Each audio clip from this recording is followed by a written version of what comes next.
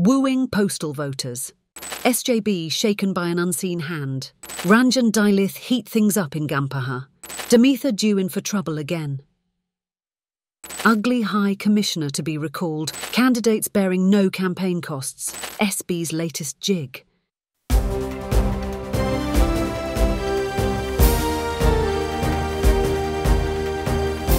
The leader. දේශයට මග කියන ප්‍රවෘත්ති පෙළගැස්ම. Just a matter of days remains for the election of 225 MPs that decides the country's direction in the next 5 years. But it has so far been very peaceful, quite unlike an election atmosphere. Things heated up somewhat with the commencement of postal voting on the 30th. Who will be the next opposition leader? Various predictions make rounds with regard to the election result. With all parties in the opposition now in discord, the NPP is said to have a one-horse race. Even those in the opposition treat it as a foregone conclusion. Now, the hot topic is the formation of a fearless opposition. It is widely expected Harini will break records in Colombo and become the PM. 4 key opposing camps were evident during the presidential polls. They were for Ranil, Sajith, AKD and Namal. On the matter of the next opposition leader, BBC Sinhala service had a lengthy article. With many seniors retiring or deciding against contesting, a big vacuum has been created in the opposition. If the SJB gains the second highest seats, will Sajith be able to lead the opposition? After the presidential polls, public approval of each and every party is there for all to see. The party composition of last parliament is not valid anymore. Most SLPP and SJB seniors failed to win their electorates for their presidential contender. Therefore, the nature of the next opposition is something difficult to fathom at present. Sajith became the opposition leader on the 3rd of January 2020. He remained so until 2024. Now, there are doubts if he will be able to command the trust of the next opposition, and the result is that Harsha and some other SJB leaders are being mooted as possibilities. Majority doesn't make an opposition. URF leader Patali has told BBC Sinhala service that the need for a strong political movement has arisen. A parliamentary majority cannot make an opposition, he opined, although it is technically correct to say the opposition party with the highest seats gains the position. At the presidential polls, people chose the NPP that had just 3 seats, while Sajith with more than 50 MPs lost the game.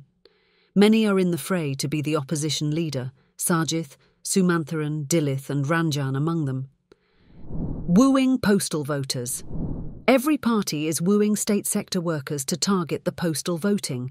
Iran accused the NPP of seeking votes without any shame after going against its promises. Kanchana too took a jibe at the NPP, saying Lalkantha, Samarasinghe and Jayasinghe will no longer take to the streets to seek pay hikes.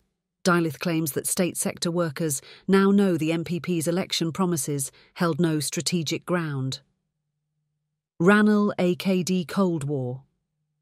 State sector salaries is a debatable topic between Ranil and Cabinet spokesman Vijitha. The former has become a newsmaker again after declaring he will not contest.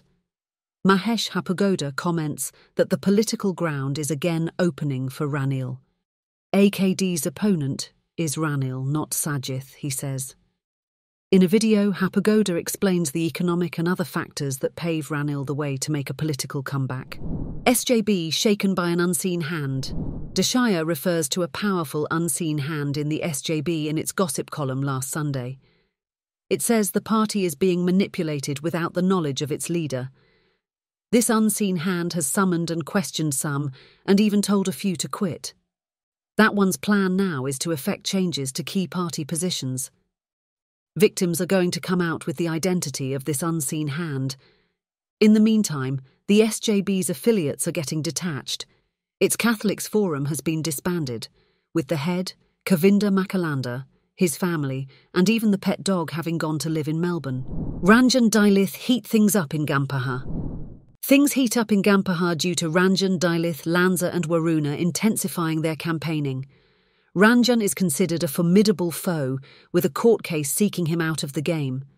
Dilith too poses him challenges. It could be that both being birds of a feather, they are having their own little game plan. Dilith is saying that thief-catcher Ranjan gets caught by a thief, thereby taking a jab at Aliraja. The Sarvajana Balaya leader was speaking to journalists at his Barela office on the 29th. Janaka Ratnayake, candidate for Colombo from Arunalu Janatha Party too, is getting entangled with Ranjan. They all are friends, brother. They travel by helicopter. Money comes from the diaspora, he says. Damitha due in for trouble again. The Democratic People's Alliance with letterbox symbol became a hit with the advent of Damitha. That party belongs to Mano Ganeshan's brother Prabha. 2 weeks before the nominations, it was claimed the party will field its leader Mohan Pereira as the PM candidate. Mohan ran Swarnavahini during the period it was headed by Soma Edirisinghe. Politically, his name got involved with Gota's fertilizer case. But Mohan denied having any connection. He also rejected claims he bought the party from Prabha. Now, it is said Prabha has sidelined Mohan with the deal they struck not going ahead as planned. Some say Prabha has included Aliraja's people in the Jaffna candidates list without Mohan's knowledge. If any of these things are correct, Damitha is due in for trouble again. Ugly High Commissioner to be recalled. Bogolagama is to be recalled by the government. The High Commissioner for Britain faces a number of accusations. They include having done an ugly thing to Kemadasa's daughter and harassing a domestic servant.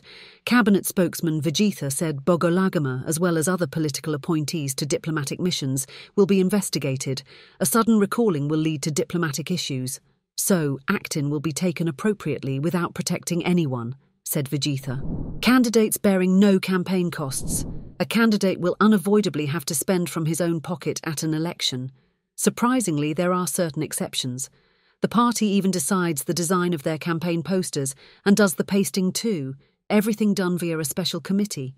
They are a fortunate lot. They are from the Compass. Party supplies fuel for AKD's bulletproof vehicle. With AKD presently on the campaign trail, his security is given special consideration. He was told to use a bulletproof vehicle. Initially, he rejected it, but relented later as he got pressed on. But on one condition, that the state will not foot the fuel bill.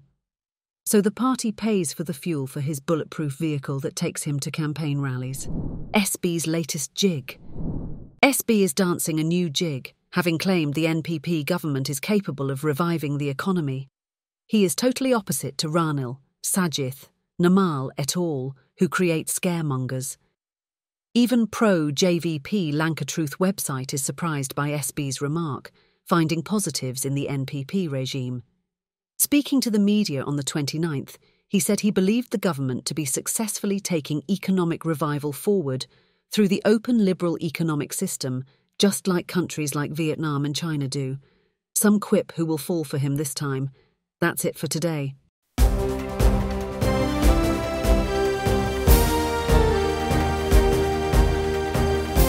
The Leader, දේශයට මග කියන ප්‍රවෘත්ති පෙළගැස්ම.